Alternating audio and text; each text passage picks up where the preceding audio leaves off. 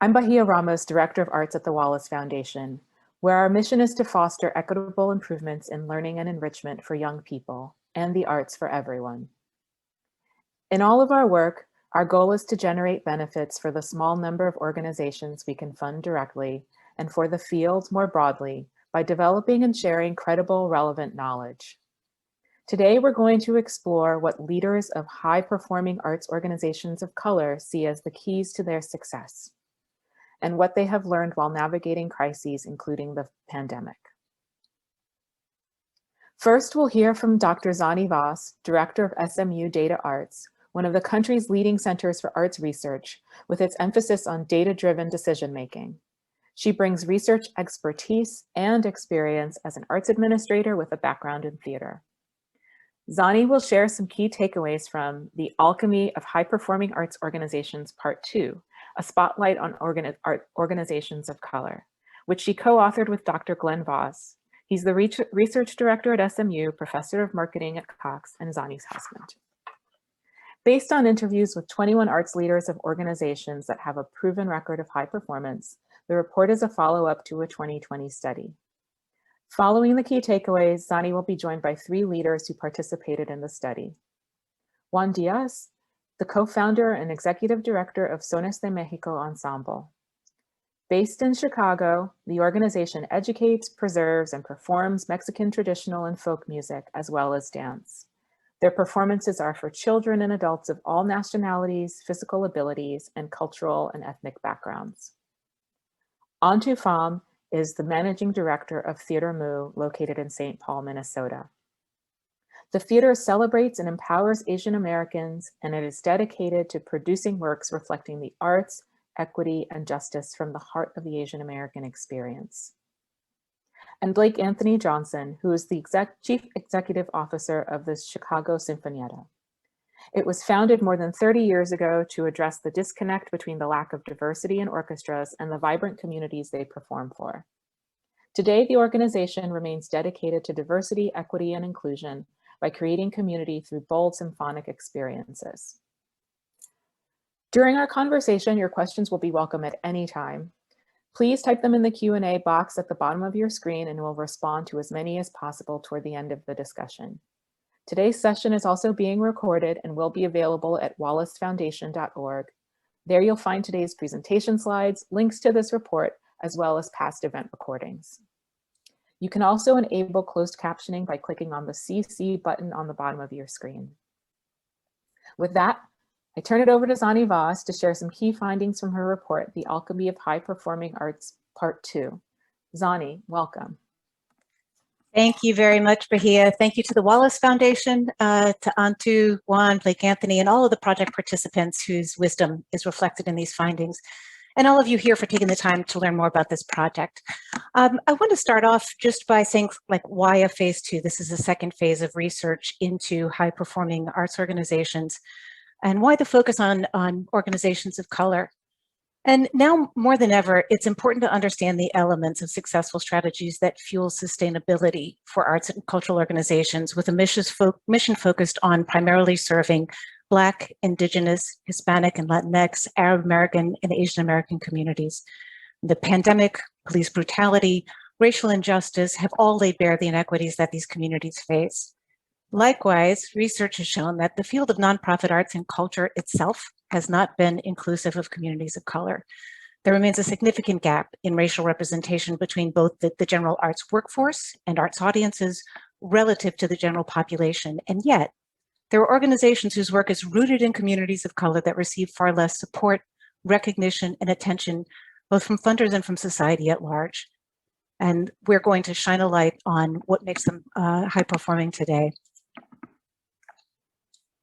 We started off by asking a simple research question of what are examples of high-performing performing arts and community-based organizations of color that have financially outperformed others in substantial ways. And to approach this question, we turned to the data. And so first, when we turn to data, it's because many of you have completed the cultural data profile or responded to TCG's fiscal survey. And so a huge shout out to you and a thank you for your time and efforts that allow us to be able to shine a light on these issues. We analyzed key performance, what we call key intangible performance indicators, on 7 financial and operating metrics. So we looked at an arc of above average performance, which is a KPI above 50 score, on at least 3 of 7 financial health metrics. And we identified it through a methodology called stochastic frontier analysis, which takes into account each organization's organizational characteristics as well as its community characteristics, because context matters to get to an equitable assessment. And 7, because there's no single indicator of nonprofit health or performance given the vast spectrum of priorities. We looked at organizations for which we had 4 to 7 years of data. So we wanted to be able to look over an arc of time. From 5,000 organizations that we examined, we looked at those who met key criteria. And then we said, let's self-select organizations who identify as primarily serving Black, Indigenous, Hispanic, Latinx, Arab American, and Asian American communities through their mission-related work. So just to clarify, these organizations are not just high-performing relative to other organizations of color, they're high-performing relative to all organizations like theirs in similar markets.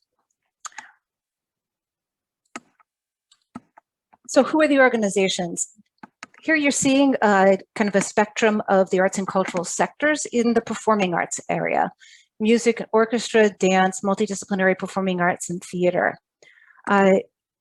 These organizations, there are 11 of them. 5 are still led by founding directors who've been in their positions over 20 years. The budget range is $278,000 to $15 million, which is a big span. The mean budget is $2.7 million, but it's skewed high by a couple of organizations. The median, or kind of the midpoint in the range, is at $1.4 million. In this phase of research, we included organizations of all budget size. There was no budget size to be included for 2 reasons. First, budget size does not equal high performance. It's achieved by organizations of every size that may be very small, but quite mighty. And 2, arts organizations of color are more prevalent in arts and cultural sectors where all organizations tend to have lower average budget size, and less prevalent in arts and cultural sectors that have larger average operating budgets. The community-based arts and cultural sector, we had general arts and culture, folk arts, cultural and ethnic awareness, arts and culture, arts and humanities councils, and kind of general youth services. Here there were 10 organizations, 4 still led by founding directors. Budget range $146,000 to $2 million. Mean budget of $639,000, median budget of $468,000. To understand the current situation of the organizations in both of these cohorts, it's important to recognize and to honor the context in which they were formed, or the origin stories. You know, one executive director had commented, we were founded in one of the lowest income zip codes in our city to serve a community that had no other access to opportunity at dancers or to see their culture celebrated through dance. This links us to the African American community. In total, just over half of all of the organizations with whom we spoke were created in response to lack of an opportunity in the community. 7 of the performing arts organizations were created to meet a need of providing artistic opportunities for artists of color where none existed. And 4 of the community-based organizations were established to meet a community need where no local opportunities for similar services existed. The remainder were founded by an artist with a vision or to preserve or celebrate cultural traditions. So let's dive in. Looking at these research questions, what kinds of strategies were used to achieve this financial performance, and were there particular contexts or conditions in which these strategies seemed to be more effective? This is really not just the what, but the why, which was where things get really interesting. Learning this requires something called theories in use, which is basically interviewing. It seeks to capture the mental model of how things work from the perspective of those closest to the problem. And these are interviews that we conducted in August and September of 2020, so midway in the pandemic. Here's what we learned about linking strategy and financial sustainability. I want to begin where arts leaders began when talking about the key drivers of success. So in their own words, this is their mental model. So I'm going to share with you some of what we initially heard. Community engagement's my job. Develop relationships across communities, develop relevant programming and client services that serve those relationships. Be purposefully relevant. When you build community with a group of people that have been historically underrepresented, it builds a lot of loyalty. Organizations rooted in their community are very valued because it's where people find their people. Revere your community. We build relationships around what the community needs, not what a funding initiative dictates. We've really built a community around outstanding theater and education programs. Artists want to work here, fans want to come, funders want to support it. And if you have a strong artistic vision and have a strong social justice vision too, and are connected to the community, you can inspire artists who want to create relevant art. This is where it begins. And I think that you're able to see from these quotes why we arrived that the essential cornerstones of success we heard repeatedly were attributed to the success of the alchemy between two essential common cornerstones, a relentless commitment to community orientation and high quality programming. Therein lies the formula for the organization's answer to the question of how will you have created value and for whom? Now, given unique missions and unique community needs, the way these cornerstones are interpreted is going to be different from one organization to another, but it's a deceptively simple statement about an organization's compelling purpose that has profound implications. Now, these essential elements were equally underscored by those who lead both the performing arts organizations as well as community-based organizations. And for those who are familiar with the first phase of the alchemy research, you see these same two elements, but in reverse order, which is how they were emphasized by project participants. When these essential elements are in place, they pave the way for short-term tactical wins that inspire confidence and excitement. They build a brand. They strengthen relationships with the board, employees, with external stakeholders who then buy into the organization's strategy for success. You know, these early tactical wins, they both generate excitement that reinforces belief in the strategic cornerstones, but they also give confidence for the subsequent roadmap of getting to financial stability. And so I want to encourage everyone to think about what will be your early win that inspires a community when your doors reopen. The external environment and internal factors moderate, meaning that they regulate an organization's ability to translate these cornerstones into positive short-term outcomes. Arts leaders spoke to external threats to the organization's ability to achieve short-term gains. They identified disasters and crises, so certainly the COVID pandemic, which has disproportionately affected communities of color, racism, gentrification, lack of access to funding. And I want to spend a little bit of time here on that. Here's some of what we heard. Eurocentric organizations get buildings and resources. Organizations of color don't. Funding for artistic creation is given by budget size. No theater of color has a budget over 3 million. Until we reach 5 million, we don't get access to new work development support. There's an inherent bias against providing organizations like us support. We don't get EDI support. It's embedded in us, and yet large Eurocentric organizations are getting millions to diversify their programming. And then they call us to get our audience list. I'm very mindful of these relationships. The field funds the problems, not the successes. Everyone's running out trying to find a ghetto to serve to get the EDI money. It takes away from the organizations that have always done this work and will be there forever. We should all be treated equitably, but that isn't the case. In addition to lack of access to institutional funding, individual giving was identified by some as a challenge since the communities that they serve don't necessarily include a lot of high net worth individuals. And I want to point out that some arts leaders saw this connection between racism, gentrification, and lack of access to funding as indicative of a broader threat of a white supremacy culture. And it's interesting to note that in contrast to the leaders interviewed in phase 1 of this research, none of the organizational leaders in phase 2 mentioned declining participation or audiences as an obstacle. They are compellingly relevant to their communities and have a lot to teach the field. Demand for programming wasn't mentioned once as an issue. Internal moderating factors are critically important and were mentioned by everybody. According to interviewees, a strong foundation is maximized when there's mission alignment throughout the organization that permeates all decision-making. Strong cornerstones flourish in a positive, healthy culture that's built on trust, on transparency, participatory management style, open communication, lots of respect. As with phase one of this research, the participating arts leaders identified investment in marketing and fundraising. They see the need to make these investments.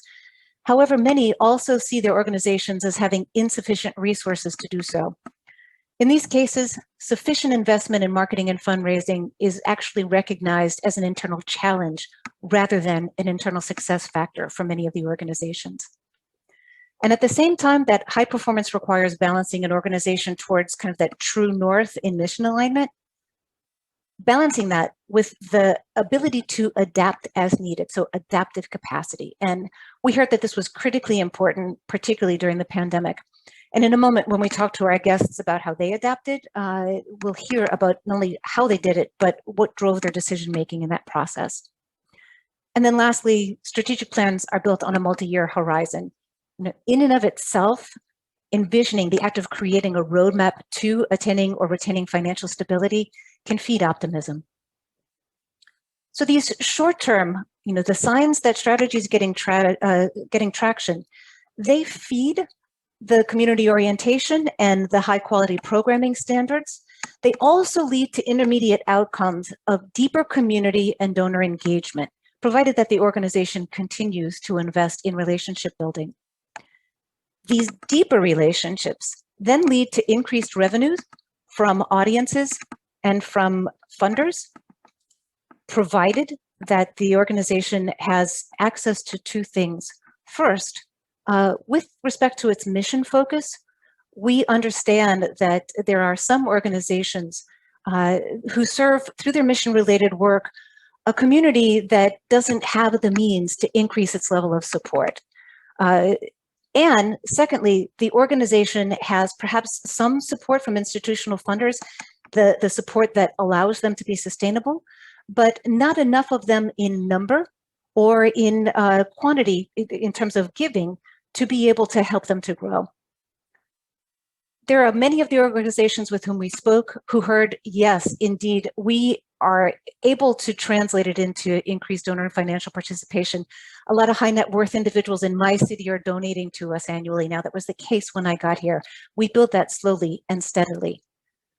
For others, though, who are not able to tap into a resource engine that will help them to grow, they maintain that deep connection to individuals, which leads to financial stability without necessarily leading to growth. And I want to point out here that it's important to acknowledge that growth is not a universal ambition. However, exclusion from equitable access to revenue and capital means that many organizations of color that want to grow are denied agency. And the top challenge that we heard in this research was organizational capacity. It's a serious issue. So this is concerns of staff burnout, low compensation levels, recruitment and retention issues that can inhibit the organization's ability to capitalize on the short-term successes and get to a sense of balance. Many organizations are largely human resource starved, not because of a lack of talent among existing staff members, but because of the need for more of them. It surfaced repeatedly. These resource and relationship wins, they also nourish the cornerstones for success. They also have a positive impact in that they can lead to financial stability, provided that the organization has discipline. Discipline to diversify revenue streams, to stay within its means, to take informed risks in the face of uncertainty, jointly set policies and priorities in order to minimize potential for controversy that power struggles can take as the organization is growing and there are more resources to perhaps fight over. How do you set those things in place and have discipline to anticipate them? Several study participants have never run a deficit and consider it a really strong point of pride. And lastly, since arts and cultural organizations exist for mission fulfillment, not financial stability, this looks like financial stability is the ultimate goal. It's not. It's really a virtuous cycle whereby increased financial stability can allows a platform for building mission and vision. Now, this theoretical model, it grew out of the interviews, but future research would be needed to empirically test it and to verify that all of these elements, as well as their relationship to one another, hold true for high-performing organizations exclusively. So are there parts of this model that perhaps other organizations experience but don't achieve high performance? All that remains to be tested. In the report itself, I hope you will download it. You'll find lots of depth of details on the model, on the study methodology behind it, the limitations and future directions. And before we invite our guests to join the conversation, I just want to share and recognize and thank all of the participating organizations. I'm going to ask for a little chat storm. On the count of 3, let's have a shout out of gratitude and support to those organizations on this list whom you know and those you have yet to meet. Their wisdom is what has powered these insights. So countdown, 1, 2, 3. Thank you to all of the participating organizations. And with that, I'm going to say that I have the great pleasure of sharing this webinar with 3 of the project participants who can speak firsthand to their model for how success happens. I would like to now invite Juan Diaz and Antufam and Blake Anthony Johnson to come on and join the conversation. Hey, you guys, how are you? Hello. Hi. Pleasure to see you. I learned so much from the 3 of you in the conversations that we had, so I'm really excited to share this with all of you. I want to just start by kind of a broad global question. What do you need to get really right to be successful? Like, what does your organization do really well? What is kind of your superpower that your organization's been able to achieve that's led us to this level of high performance? Blake Anthony, how about if I start with you, and I'm going to encourage Antufan just to jump in. Sure. I think the most important thing is that North Star. And so, yes, I myself have an elevator pitch in terms of, how, what, when, why, where, for the organization.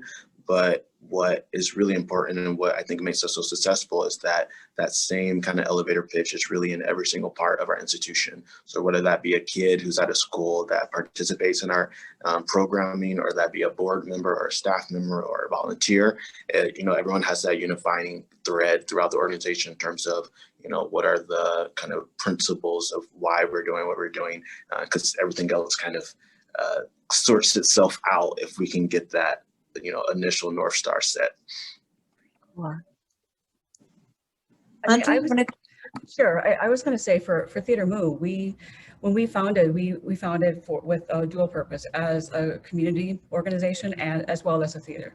And I think that those 2 threads are interwoven so deeply into our DNA that that is a part and parcel of everything we do. And I think that is a big part of what makes us successful, what makes us unique.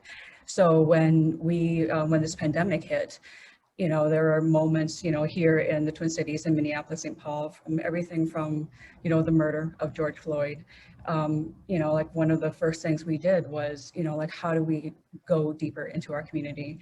To like all these years of, like, how do we, reach out into like the youth programming that we do? And how do we work on educating our artists and bring them into the fold of like our artists that we work with? And so I think that's a really unique part of what we do. And as we transition into the famed, like, hated word of pivoting during this pandemic, how do we pivot to work to a virtual programming? We've really reached into a lot of the designers that we've now started to think of as part of the Move family, to think about how do we do our virtual work. And that has just grown our Move family that much further. Wow. Juan? Hi. Well, thanks for inviting me to this panel. I'm really excited about the conversation we're going to have. It's great to see you all. And Zani, congratulations on a fabulous report. And this is going to help our sector a lot, I think. As Blake Anthony was saying, there's a North Star, and for us, it's the music that we play. And we are a folk and ethnic arts organization. We play music that could be 150 years old. Who knows? We've forgotten the authors, the composers. We don't know who wrote it, but it's been passed on to us, and we're playing it. And whenever we get bogged down by administrative things or financial things, or whether we should do this strategy or that strategy, when we just get together and play some of that music, that is our North Star. I think that just aligns everything. So, and that's wonderful. I'm a administrator, a founding director, but I'm also a musician in the group, and first and foremost, and that's it's a great thing. I don't think I would be doing this thankless job of directing if I didn't have an opportunity to play in the ensemble myself. But I had the chance to talk to the three of you back in August, September, so about midway from the start of the pandemic until now. At that time, your organizations, were in a state of adaptation and transformation. How are you faring now in this environment? Months on, what's changed in your organization since then? And I'm just curious, are there elements of that model that we just kind of talked through that you find more critical than others during this particular time? Juan, go ahead and jump in. Yeah, well, for me, we're exactly in the middle of that process. I don't think we have already out on the other side of this pandemic yet. We know that we have to reinvent ourselves. So much of it was suddenly gone as soon about a year, almost exactly a year ago to the date, to today's date. We lost all performances, all of our teaching, so many things, and it's been a period of reevaluation of what was really essential and necessary. We have been piling on so many things, and once we didn't have anything, what was really key and important. And so that's we just got notified last week that we received a $20,000 grant from the Arts Work Fund for the Chicago Community Trust to develop a 5-year strategic plan post-COVID. So all of our thinking is going to be aligned towards what is our reinvention going to be post-COVID, our donor relations, our ensemble direction. It's a great opportunity, and I'm really excited. And the work that you have done, it's really very informative to what we're about to set off to do. Congratulations on the grant. Thank you. I started, sure. My position was announced right at the start of the pandemic. So my last kind of hoorah here was like 8 months of me coming back and forth to Chicago was March 8th. And I think everything shut down just a few days after that. And then my first kind of public day, even though I was kind of working remotely, was the day after George Floyd. And so I think a huge kind of focus for me was, my background as a cellist. So I was a cellist in a few symphonies before I came here. And I'm always kind of pushing, well, really two things. One is, when you have an injury, especially if I'm on tour, there's so many other things that you can do that I normally won't have time to do. So if I injure my bow arm, I can like study up on the phonetics of languages and I'm doing art song, or I can study up on my left hand technique, or like get some, there's just a million things that I never have time to do.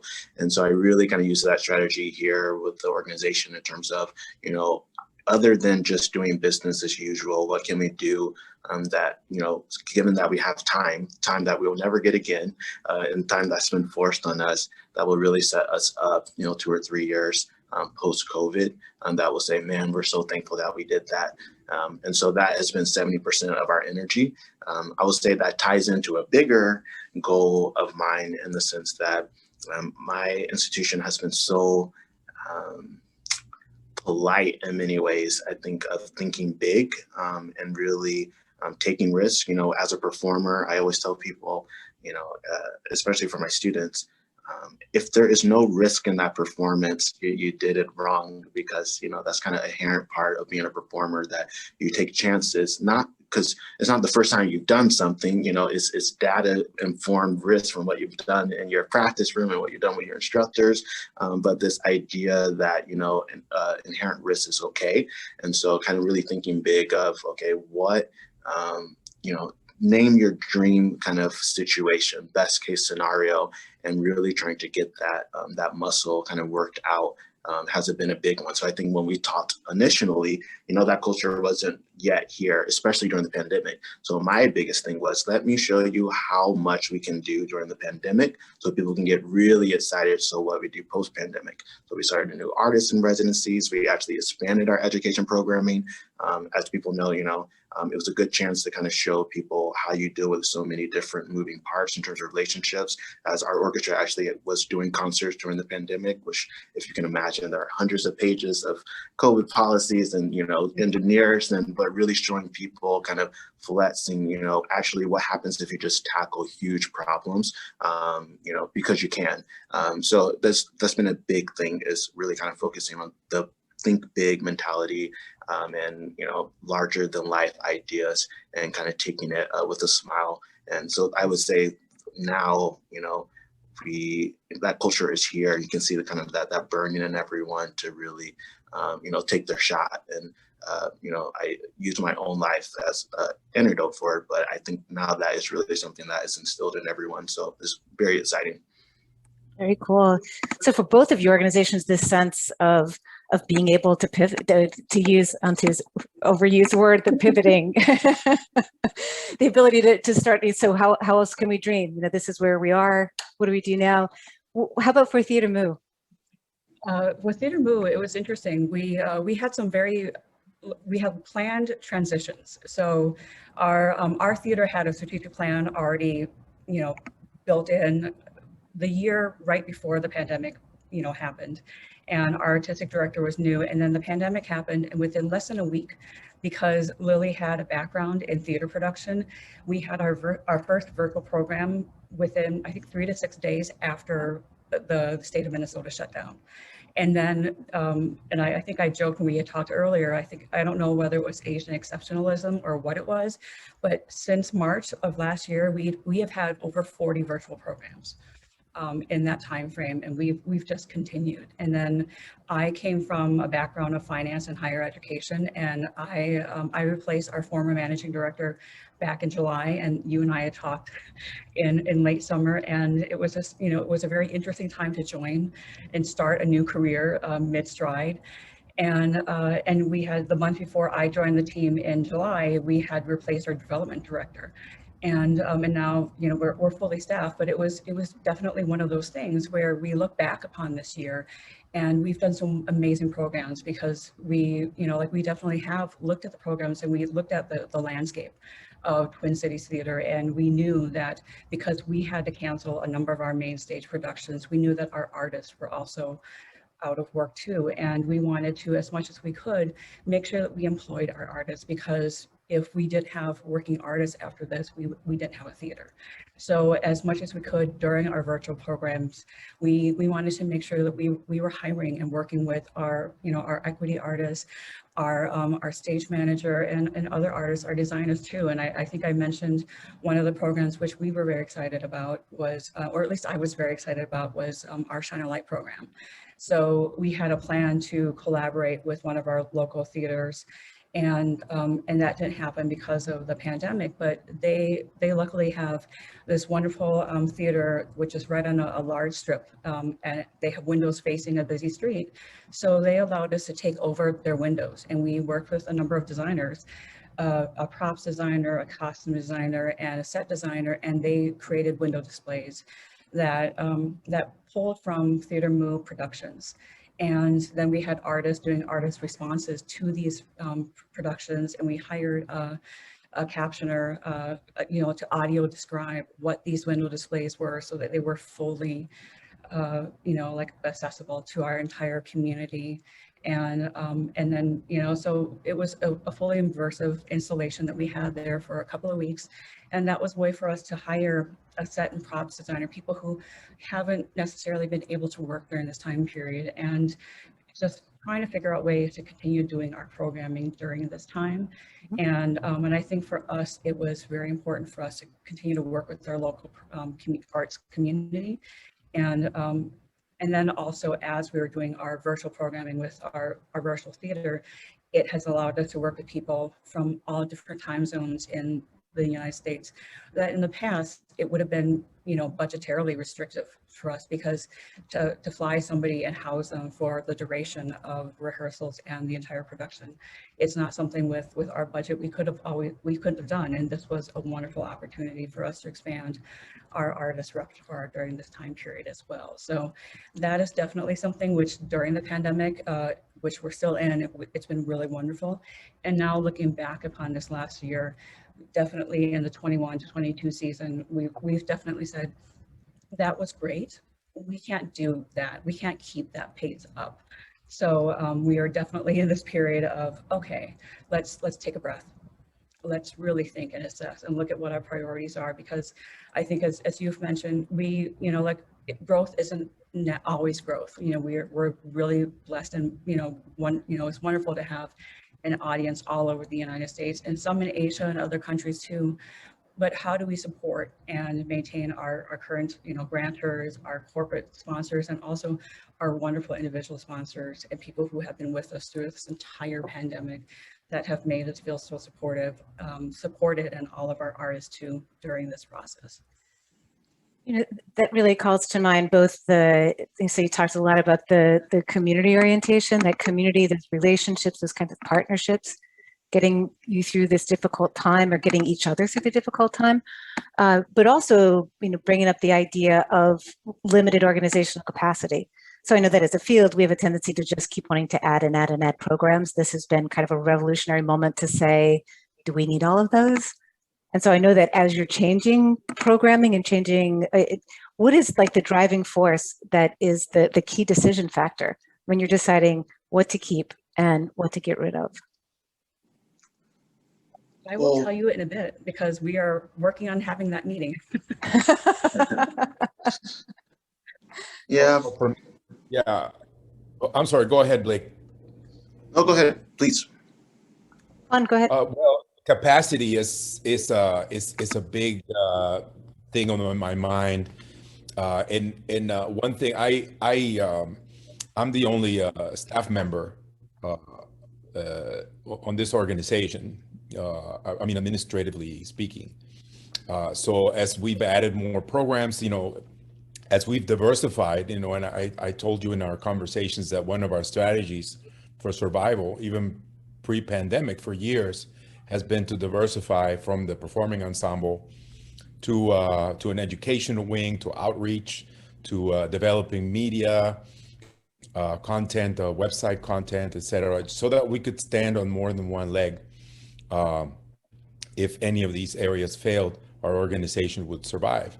But which is great, and this is one of the reasons we're still around. But all of this work has been piled on one person, and you're looking at him. So speaking of mental health, I was suffering from burnout as we were approaching the pandemic, and without realizing, and the pressure on me, the responsibility was too much. And once the pandemic hit and everything was gone, first I was just very depressed, and wondering about my sense of purpose in this world, But as in the process of reemerging from that, it's been realizing that we're still around, and our artists are sheltering where they might be. They're taking care of themselves. I'm not able to provide for them during these months, but then again, there's not this paternalistic attitude that I need to take care of them. They're finding their way. I'm finding my way, and as we're coming back, we're putting the pieces back together. I think those things that are really important to us are coming back, and they're not necessarily the same that we started with. Like Anthony? Absolutely. So I think I always tell people you can do everything, but you can't do it all at once. And so the metaphor I usually give people is, this is a juggling act, and some of these balls are glass and some of them are plastic. So in terms of choosing which ones to drop and which ones to keep in, you really have to identify, okay, which ones are plastic and which ones are glass. So there are things that people love so dearly, but are not fundamental to the structure of the organization. So that ball unfortunately has to drop for now. We can pick it up later, it's plastic. But there are certain things that if you do not keep it in play, really can, affect our short-term and long-term goals. And so I think, again, kind of getting a consensus and agreement, because it's not something that I can just decree, right? I really have to sell it to really identify what's a glass ball, what's a plastic ball. And then after that, the juggling in terms of what stays, what doesn't is quite easy, because we're coming from a kind of a mandate that is all consensual and consensus. Right. I want to kind of probe the notion of community orientation again, because it sounds like so easy, right? Of course, we all care about our community, but your organizations have got it so deeply rooted and profoundly right in so many ways. A couple of questions, and you can answer any one of the above or all of them, is, can you share some specific strategies, like how have you gone about building community? And is it something that can be learned or developed by organizations that currently don't have necessarily the deep roots that you've had in your communities? Blake Anthony, I'm going to start with you and ask others to chime in. Sure. Right now, one of the silver linings of the pandemic is that we haven't been tied to geographical barriers. And so we have like over 40 countries that participate in our programming. Some of our interns, for instance, is in Lebanon and Dubai, which of course is not, normally we keep it just in the States. And so in terms of how we do community, it's a little easier for us in the sense that it's been fundamental in the DNA of the organization from the start. So I think, that kind of gets rid of a lot of kind of barriers in terms of when you think of accessibility. I think if that's not in the DNA or maybe the genesis of the organization, is really kind of important to just have like self-evaluations. I think even for Sinfonietta, even though community engagement and kind of coming to people not as a blank canvas, but really kind of researching and trying to provide solutions, to co-curate solutions with people rather than kind of just give it to them, has been important. But we focus a lot actually on kind of assessing what we're doing. So I think people are always surprised how much internal development we do. Our staff and volunteer groups, they're not required to do this, but we do a lot of anti-racism training, for instance, which are very long Saturday trainings in which we have a kind of a third-party council and things of that nature to kind of reassess, like, okay, what are we doing in the community, and is it actually useful, and are we coming with people saying, oh, like, we're the orchestra, like, let us help you save our complex, or are we having real kind of genuine relationships that then kind of naturally blossom into us having more participation. Thank you, Blake Anthony. Ante? I would say that one of the things that's very important to think about is that you can't ever take your community for granted. And, Moon may have come out of, having some deep community roots, but for all of us here on staff at Moon, I think one of the things that we've struggled with very much during this pandemic is the social distancing, all of us working from home for so long. There's normally in a non-pandemic situation, there's a plethora of community events that we would go to, that we would be able to continually connect with our community. And with both Lily and myself being newer directors, it's, like, I grew up in this community, so this is my community. So a number of people already know me, but they don't know me as Moo's managing director, but Lily came from California, so this is a newer community to her. And very shortly after she came, we were hit with the pandemic. And so there's a lot of ties that I know that we want to and we need to do as directors and for the rest of the staff. And it's one thing to continue to say that the community is important to us, but until you show up and you consistently show up without an agenda, not to kind of say like, this is what we'd like you to do for us, but just to kind of consistently build that deep root, and I think if you're an organization that doesn't already have that, you know, like find out what's happening in your community. And and whether there's a virtual program that people have, and just to be present and hear what their needs are. And I think people will understand, and they will sense that authenticity. And if you show up only because you want to just get some numbers for your group, like, people will know, and that makes a difference. Thank you, Antu. Juan, what are your thoughts? What do you have to add? I would love for you to just speak briefly. You always talk about being open, the sense of being open in community. What are your thoughts? Yeah, well, when it comes to community, I just wanted to dispel the notion, at least as far as our organization is concerned, and we're probably the smallest organization represented here today in budget size and staff size. We are not a community organization that is based in an ethnic neighborhood of Chicago that serves a 12-block radius. Where people can walk to. We operate coast to coast. We view the world as our stage, really.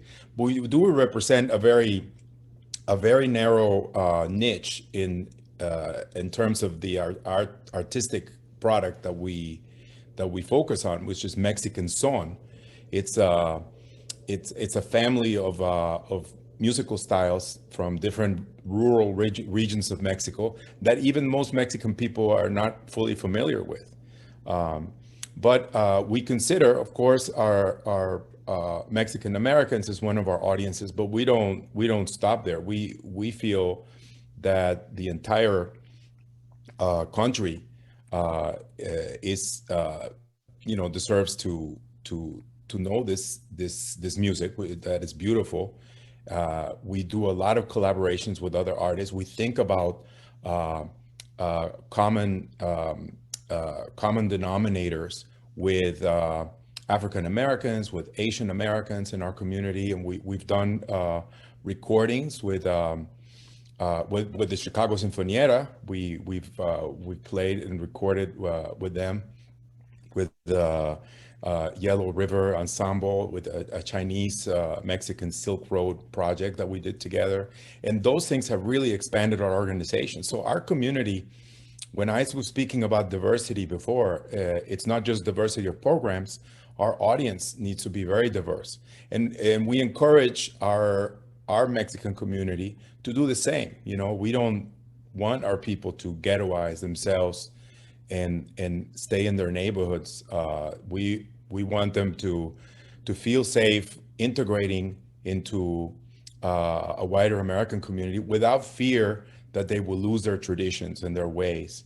That we can preserve our language, we can preserve our traditions, our food, our knowledge of our country, but not necessarily by isolating ourselves from the rest of the world. So that is what community means to me. This is a fantastic discussion, and we're going to keep it going, but kind of open it up to those who have kind of logged in today. Bahia, you want to take us with some questions and answers into general discussion? Sure. Let me preface this by saying thank you for such a lively discussion so far. It's been great to hear your perspectives on the study and what it means to be of community where you are. Our first question comes from Keith Lee, and he asks, how can BIPOC organizations utilize this data to leverage funding from philanthropic organizations and donors? What changes do philanthropic organizations need to make to accommodate your research in their policies and practices? I'm going to send that one over to you, Zani. Well, in terms of recommendations for grant makers, there are a number of recommendations that I would make, and I hope that this study helps to advance some of those conversations within the funder community, both locally and nationally. One being, this issue, so you can look at organizations and say, well, that's great, they're already financially stable. Why does anything have to change? Where we identify these issues, for example, with respect to organizational capacity, I heard over and over again, even for organizations that have managed to grow, that the first instinct is we keep getting pushed to add programs and programs without adding more staff to support that growth.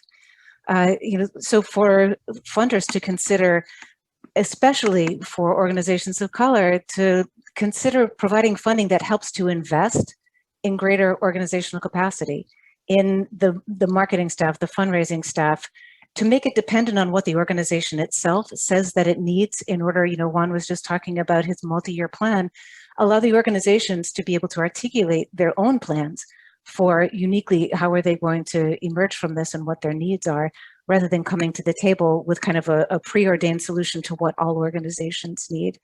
I'd advocate for multi-year funding. So often this has been an incredible crisis for some organizations and their communities. Recovery isn't going to happen in a year. It may not happen in 3 years. Of looking at, how does that multi-year funding horizon with flexible funds need to be expanded to really support and address the ability to get back onto a path of stability for those who've suffered. We look at things like working capital. What's the extent to which grant makers are thinking about as you're providing, general operations, but how are you also thinking about providing funds for cash reserves? So that organizations, particularly organizations of color that don't necessarily have the same equitable access to institutional funding, may also not have the banking relationships. That there's a lot in white supremacy culture that throws up barriers. How can the funding community acknowledge, recognize that, and help organizations to overcome some of the hurdles that they're facing and the headwinds that they're facing in society? Those are a few ideas. I don't know if you guys, being in the driver's seat, have other thoughts of how you might use this kind of research and information. I do know that for us, one of the things that has consistently come up for me and for our programming is that we have a lot of young artists, and especially, like young Asian American and other like Black, Indigenous, other people of color who would love to get into the arts. But there's not a lot of opportunities for training or mentorship. And we have a lot of, designers and actors who are willing to, to train and educate, but there's not a lot of grants out there for education of adults. We have funding for youth programs, but we struggle with finding programs, grants or otherwise that would actually pay to train actors or designers to move into this craft. And we find that unless you have some institutional wealth or family wealth, that is not a way that a lot of people of color have access to get into our fields. And that is a disparity that I have run into for our community, at least. I have two thoughts on for funders. I really appreciate some of the funders that we have that give us general operating funds with the liberty for us to apply wherever it's needed. It signifies a lot of trust. I do not appreciate other support that I've gotten over that comes with a training requirement. We've been around for 27 years. And we get an amount of money with the requirement that we have to attend this financial management course, or somehow there's a distrust building there that we don't know how to manage that money, or that we don't know what's the best place to put it. So that I would encourage the philanthropists and foundations to trust us. And I don't know, I don't have a vision of the entire funding bracket, but in our case in particular, with the limited capacity that we have, for me to invest another 8 to 16 hours on a series of courses, I do not appreciate. Secondly, is the commissions. Commissions have really been catapulted a lot of artistic progress from our organization. Once again, with the Chicago Sinfonietta, Maestro Friedman approached us when we were a young organization in the late 1990s, and commissioned a symphonic work from us, something we had never done. His amount of trust was unbelievable. He just walked up and says, can you write a symphonic piece based on your folk music for a 60-piece orchestra? And we said, okay. We took that to the Kennedy Center and Orchestra Hall in Chicago, and it's a great, it was life transforming. And we were a tiny organization. That was very helpful. Why do we have to be a multi-million-dollar organization to warrant these type of commission support for the things that we would like to create? Juan, your answer actually helps me dive into probably the last question that I can ask before we have to stop, but it's around this issue of growth and kind of how do you think the concept of scale affects community-minded work? Is growth the goal? Do we all have to scale in order to be successful? How do you guys think about scale and growth in relation to your organizations? I mean, I'm quite ambitious in terms of what growth looks like for the organization, but it's kind of two-tiered. It's growth with our institution, but also really perfecting the model so that it can be replicated. So like the principles of what we're focused on and investing in can also have growth in other ways in the city and kind of nationally. Sinfonietta has an interesting role nationally in the sense that, what we do is precedent for all other orchestras, particularly when it comes to things like community or EDI. And so I think for us, I mean, yeah, growth is important, but I'm much more interested in the quality over quantity, because if it can be replicated by another organization or another orchestra, that is the growth that I'm seeking kind of on a bigger picture. I would say being a small arts organization has its appeal. It is very, it allows you to switch very quickly, take advantage of opportunities to turn on a dime. Before working as a full-time with Sones de Mexico, I worked for the Old Town School of Folk Music for 13 years. And during that period, the organization quadrupled in size. And at the end, the work was not as rewarding because any major change required restructuring and very cumbersome things. So switching to a small arts organization was very appealing to me because of that. I think for us, we definitely want, like, I agree with both Blake and Juan, to be honest. I think it's important for us, like, we're in this interesting place. The pandemic has actually allowed us to grow quite a bit. But at the same time, our community, here in the Twin Cities and our community of ours is very important to us. And we can't lose sight of where our foundations are at. And I think for any community-based organization, I think that needs to be the core of who you are and how you're founded. And if you start losing sight of your foundations, it starts becoming a little rocky. Thank you, Antu. I really appreciate that answer. And I think on that note, we'll wrap things up with many thanks to Juan, Antu, and Blake Anthony. I'd also like to thank you, Zani. The research from SMU Data Arts has been incredibly valuable to the field and beyond, and definitely for Wallace as we really invest in building a knowledge base around this sector. And lastly, a big thank you to our audience. We really appreciate you spending the hour with us. Wallace will be sending you a very brief survey on this session. We'll also continue this conversation on our blog later this month. Thank you again, and please keep an eye out for upcoming conversations in this series, Reimagining the Future of the Arts. Have a good afternoon. Yeah.